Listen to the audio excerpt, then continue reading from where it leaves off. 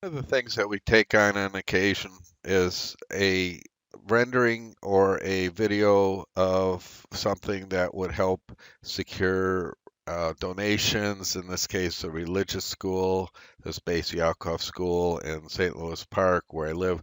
And what we do is we go out and we photograph the existing buildings. We take the data from the GIS system and the topography from the GIS system to try to replicate the relationships of the existing buildings as far as amassing, and then try to get the building as close as possible. It's very rare we get any 3D from an architect, believe it or not, but you'd think that that would be a normal communication tool. So in this case, we had to build up the 3D and ourselves. We typically do that through SketchUp, and this was just a short piece that they ran a video when they were trying to raise some money at some of their events.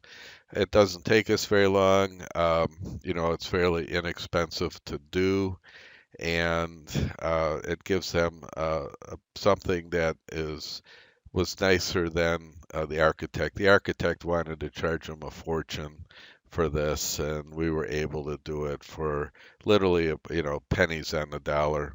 And so, even though it's a little bit outside our wheelhouse, sometimes we take on something like this just to help some people out. It doesn't take us very long, and it's something we're glad to do for people.